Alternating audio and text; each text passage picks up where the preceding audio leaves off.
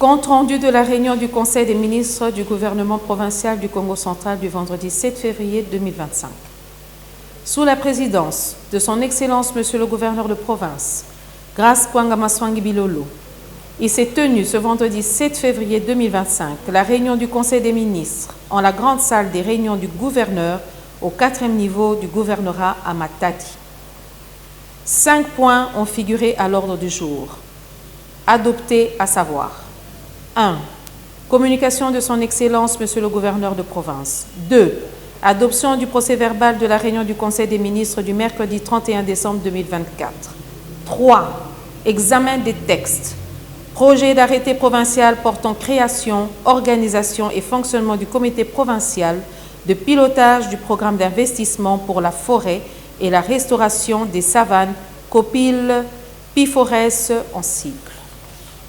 Projet d'arrêté provincial portant création, organisation et fonctionnement du comité provincial de pilotage du projet Green Alliance Copil GA en cycle. 4. Dossier des ministères provinciaux. 1. Ministère provincial en charge des transports. Rapport de la commission ad hoc chargée d'examiner le dossier relatif à l'exclusion de la province du Congo central de la clé des répartitions des recettes issues de la vente des signes distinctifs de l'État congolais, CGO, et des signes réflectifs. 2. Ministère provincial de l'Agriculture, Pêche, Élevage, Développement rural, Urbanisme et Habitat. Rapport des distributions des semences. Rapport d'acquisition des tracteurs. Dossier des tracteurs distribués aux différentes structures par le passé.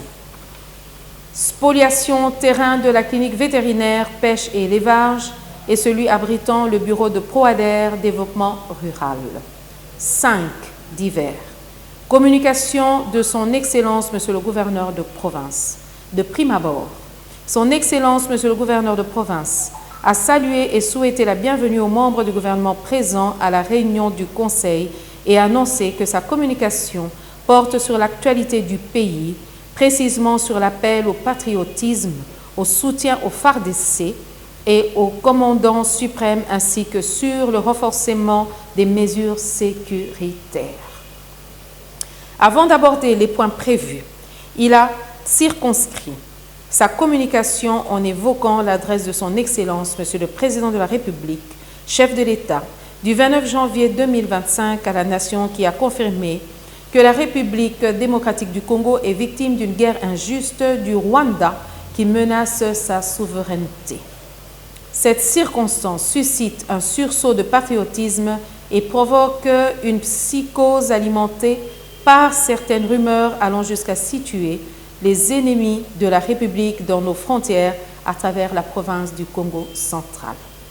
Il a poursuivi en rappelant qu'à la deuxième quinzaine du mois de janvier 2025, le refoulement massif de nos compatriotes du Congo-Brazzaville à partir de la frontière de Kimpangala dans le secteur de Madouda, territoire de Tchela, avait défrayé la chronique au point qu'une certaine opinion a failli les assimiler aux infiltrés d'obédience rwandaise.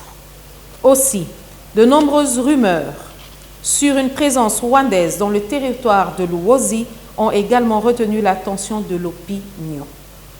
Face à ces rumeurs, des mesures de renforcement de la sécurité ont été prises et sont de stricte observance. Appel au patriotisme, au soutien au FARDC et au commandant suprême.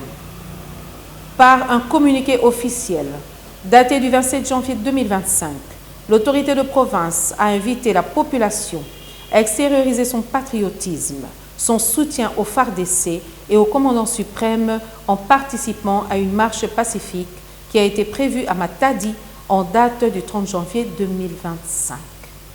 Cette marche, pour des raisons sécuritaires, n'a pas eu lieu à la suite de son communiqué numéro 002/2025 du 29 janvier 2025, lequel l'a reporté. À ce sujet, il sied de noter que la population avait massivement adhéré à l'initiative d'une telle marche. Il a souligné que, par son message de sensibilisation et de mobilisation du 31 janvier 2025 relayé par les médias, La population a été appelée à observer des mesures suivantes. 1. Garder allumée la flamme du soutien aux forces armées de la République démocratique du Congo et au commandant suprême de l'armée, son Excellence Félix-Antoine Tshisekedi Tshilombo, président de la République, chef de l'État. 2. Demeurer vigilant et dénoncer sans atermoiement et sans tarder tout mouvement suspect auprès des autorités civiles, militaires et policières. 3. S'abstenir de poser tout acte de vandalisme ou de violence. 4. Encourager la jeunesse à faire preuve de patriotisme en s'enrôlant massivement dans les forces armées de la République démocratique du Congo et à collaborer sans réserve avec les autorités locales et les services. 5. Suspendre la moindre vente des terres coutumières à travers la province. Ce message de sensibilisation fait actuellement l'objet de relais aussi bien par les partis politiques que par les organisations de la société civile à travers la population du Congo central. 1. Renforcement des mesures sécuritaires, spécialement en cette période particulière, en plus des réunions du Conseil provincial de sécurité, a souligné l'autorité, tous les maires de la ville, les administrateurs de territoire et les commandants des commissariats de police des villes et territoires ont été conviés à une réunion de réarmement moral, de rappel au patriotisme et au sens des responsabilités dans leurs entités respectives. Cette réunion a aussi connu la participation des membres du Conseil provincial de sécurité restreint au cours de laquelle chaque autorité politique administrative a fait état de la situation sécuritaire de son entité en faisant ressortir les faits saillants. À en croire, notamment les administrateurs des territoires de Luozi, de Madimba, de Kimvula et de Tchela, de nombreuses fausses alertes d'ordre sécuritaire sont lancées à propos de leurs entités sans aucun lien avec la réalité sur terrain. Des moyens nécessaires ont été mis à la disposition de ces autorités politiques ou administratives pour plus d'efficacité. Dans la même lancée, le gouvernement provincial vient de doter chaque commissariat de police d'une Jeep 4x4 Hilux et des motos à chaque conseil local de sécurité pour un total de 14 Jeeps et de 15 motos. À ce jour, il ressort du commandant de la 12e région militaire que les instances nationales des FARDC viennent de renforcer les effectifs des FARDC. Dans le cadre de renforcement de la sécurité à titre préventif, plusieurs mesures viennent d'être prises, notamment la suspension des visites et activités touristiques et culturelles au pont Maréchal, au barrage d'Inga, Zongo, tous étant des sites stratégiques du pays et de la province du Congo central. La police nationale et l'armée, quant à elles, ont été instruites pour renforcer la sécurité au pont Pozo, aux installations portuaires et aéroportuaires dont dispose la province. Concluant sa communication, l'autorité de province, en ce moment trouble, appelle à la conscience de tous et la vigilance pour ne pas donner le moindre espace aux ennemis de la République. Aussi, en ce début de l'année 2025, l'autorité a réitéré ses vœux les meilleurs et invité les membres de l'exécutif provincial à donner le meilleur d'eux-mêmes pour booster l'action du gouvernement provincial dans le but d'améliorer les conditions de vie des concitoyens. 2. Adoption du procès-verbal de la réunion du Conseil des ministres du vendredi 31 décembre 2024. Après lecture faite par le secrétaire général du gouvernement, le procès-verbal numéro 008 de la réunion du Conseil des ministres du gouvernement provincial du Congo central du vendredi 31 décembre 2024 a été adopté à l'unanimité. 3. Examen des projets des textes. 2 projets d'arrêtés provinciaux ont été soumis à l'examen et adoption du Conseil des ministres, à savoir projet d'arrêté provincial portant création, organisation et fonctionnement du comité provincial de pilotage du programme d'investissement pour la forêt et la restauration des savanes. COPIL, PIFORES en sigle. Projet d'arrêté provincial portant création, organisation et fonctionnement du comité provincial de pilotage du projet Green Alliance COPIL GA en cycle. Le ministre provincial ayant l'environnement dans ses attributions a présenté l'économie des 10 projets d'arrêté. Concernant COPIL PIFORES, le ministre a éclairé les membres du conseil sur le fait que PIFORES est un projet du gouvernement congolais placé sous la tutelle du ministre de l'Environnement et Développement durable. Il a pour objectif d'améliorer l'aménagement du territoire, la gestion des paysages forestiers et les moyens de subsistance des communautés locales dans les zones sélectionnées du territoire bénéficiaire. Le projet est financé par la Banque mondiale pour une durée de 7 ans. L'accord de financement a été signé par le gouvernement de la République démocratique du Congo le 4 septembre 2023 et est entré en vigueur le 1er mai 2024. Parmi les activités à mettre en œuvre par le projet, l'on cite notamment le reboisement d'environ 15 000 hectares en acacias et autres espèces, palmiers à huile, caféiers, manguiers, etc., en association avec des cultures vivrières. Le développement des activités de chaîne de valeur agricole autour des sites reboisés et conservés. La mise en défense d'environ 50 000 hectares, la réhabilitation des routes de desserte agricole. Pour COPIL GA, le ministre a précisé que Green Alliance est un projet financé par l'Agence suédoise de coopération internationale au WWF World Wildlife Fund ou Fonds mondial pour la nature Suède. Il est mis en œuvre en République démocratique du Congo par le WWF RDC. À travers ce projet, le WWF RDC s'efforce de relier la réserve de biosphère de Luki et la zone tampon du parc marin de la mangrove dans une alliance verte en mettant en œuvre une intervention à l'échelle du paysage en partenariat avec les parties prenantes et les structures de développement communautaire de la région. Le projet prévu pour une durée de 5 ans entre 2022 et 2027 vise spécifiquement à protéger et améliorer au moins 330 km² et les espèces menacées de la réserve de biosphère de Luki et du parc marin des mangroves, augmenter la superficie couverte par la forêt dans la réserve de biosphère de Luki et le parc marin des mangroves et les revenus de 10 000 ménages vivant autour de ces écosystèmes forestiers. Après débat et délibération, les 2 projets d'arrêté si haut libellés ont été adoptés à l'unanimité. 4. Dossier des ministères provinciaux. 1. Ministère provincial en charge des transports.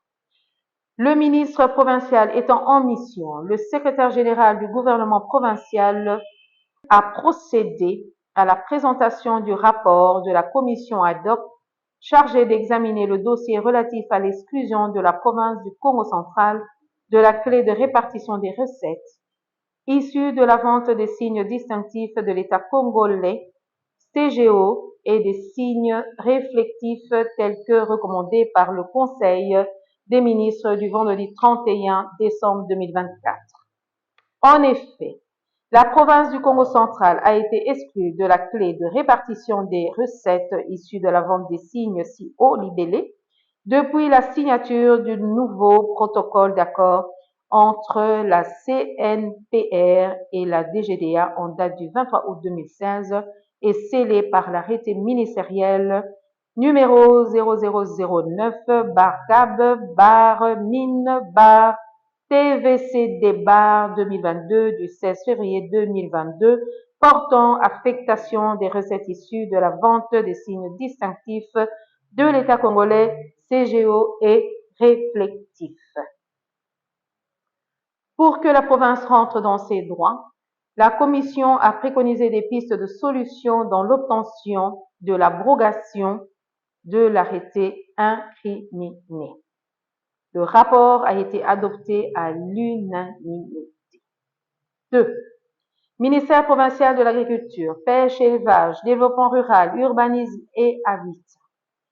Le ministre provincial de l'Agriculture, Pêche et Élevage, Développement rural, Urbanisme et Habitat a présenté au Conseil les dossiers relatifs au rapport de distribution des semences à l'acquisition des tracteurs, aux tracteurs distribués aux différentes structures par le passé, ainsi qu'à la spoliation des terrains de la clinique vétérinaire et celui abritant le bureau de ProADER.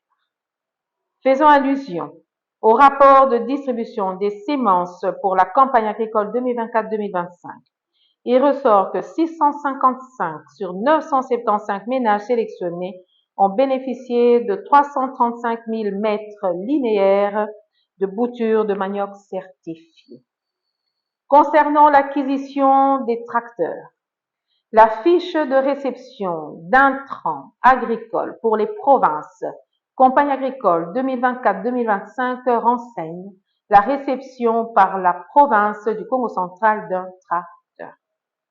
Le ministre a informé les membres du conseil relevé que plusieurs tracteurs sont tombés en panne. Il a sollicité à cet effet l'autorisation avec Sénama pour récupérer d'autres tracteurs. Pour les tracteurs distribués aux différentes structures par le passé, il ressort que 40 sont opérationnels, 43 en panne et 100 hors usage. En ce qui concerne l'expoliation des terrains de la clinique vétérinaire et celui abritant le bureau de ProADER, le ministre a sollicité l'accompagnement du gouvernement provincial afin de permettre la levée de la mesure de suspension des travaux d'aménagement du site devant abriter le projet ProADER décrété par le parquet général du Congo central. 5 divers. Dans le chapitre des divers, le secrétaire général adjoint du gouvernement provincial, l'ingénieur Cédric Timbabwanga, a fait état d'un cas criant de pénurie d'eau à Loufuto, où une situation nécessite des solutions pour soulager un tant soit peu la peine de la population. Réagissant à ce propos, son Excellence, Monsieur le gouverneur de province, a fait savoir qu'il en a reçu l'information. Les dispositions utiles sont prises pour dénouer la situation dans un bref délai. Le Conseil en a pris partie.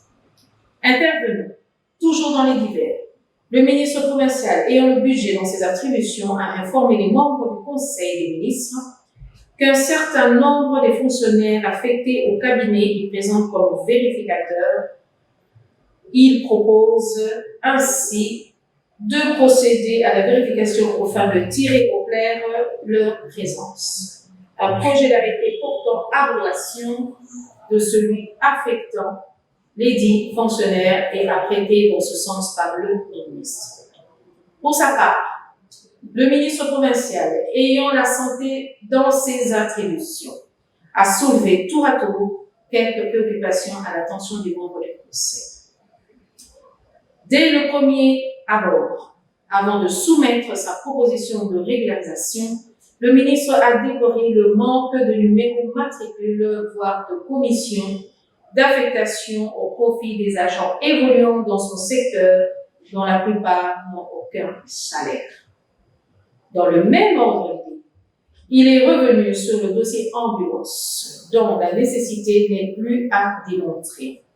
Cependant, l'acquisition de 2 ambulances grâce au fonds de santé pourra permettre d'affecter l'une à Tchela, alors que le besoin est pressant aussi bien à Kisantu, Kasamoulou que Kimvula, qui n'en disposent pas jusqu'ici. Pour clore son intervention, le ministre a plaidé en faveur du paiement des bourses des étudiants au regard des engagements pris par le gouvernement provincial. Réagissant à ce sujet, son Excellence, Monsieur le gouverneur de province, a instruit le ministre provincial ayant les finances dans ses attributions de suivre le dossier et dans l'entretemps a promis son accompagnement. Le Conseil en a pris acte. Toujours dans les divers, le ministre provincial ayant le tourisme et le portefeuille dans ses attributions a rappelé les membres du Conseil qu'il existe au Congo central plusieurs sites touristiques qui sont inscrits dans le patrimoine mondial.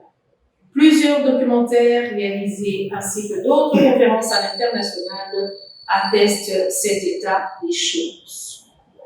À l'occasion des visites des ministres nationaux de tourisme et de culture, il a été constaté le délabrement de l'escalier habituellement utilisé par les touristes provoquant plusieurs cas de décès. Pour éviter d'autres cas, il a été décidé la fermeture momentanée de cet escalier en attendant celui qui devra être construit par la PERINCO et l'ICC. Poursuivant son intervention, le ministre a fait état de problématiques du contrat de location de la plage passé entre l'hôtel des Vieux et l'ICCN, dont le contenu demeure inconnu même à l'autorité provinciale. L'hôtel des Vieux et l'ICCN, dont le contenu demeure inconnu même de l'autorité provinciale. Alors que, suivant les informations en sa possession, les loyers perçus sont on ne peut plus dérisoires. Sous un autre chapitre, le ministre envisage une mission de service à Kinshasa pour rencontrer le ministre national en charge du portefeuille dans le souci de créer un cadre de collaboration entre la province et les directions provinciales des entreprises du portefeuille œuvrant au Congo central en vue d'un meilleur suivi. Prenant la parole, son Excellence, Monsieur le gouverneur de province, a fait savoir la venue prochaine du ministre national de l'urbanisme au Congo central le 10 février 2025, auquel cas il demande au ministre provincial concerné d'entrer en contact avec les services du protocole d'État. Le Conseil en a pris acte. Clôturant les interventions dans les divers, le ministre provincial ayant les ITPR dans ses attributions a attiré l'attention des membres du Conseil sur la sécurité qui sévit à Mbakakosi où il se constate des arrestations arbitraires de paisibles citoyens pour leur arracher certaines informations. Il est aussi signalé des incursions répétées des FLEC au niveau de la frontière partagée avec la République sœur d'Angola. Abondant dans le même sens que le ministre des ITPR, son Excellence, Monsieur le gouverneur de province, a par ailleurs abordé la question des inondations ayant envahi plus de 200 maisons à Lukala. Le Conseil en a pris acte. Commencée à 11h58, la réunion ordinaire du Conseil des ministres a pris fin à 14h29. Je vous remercie.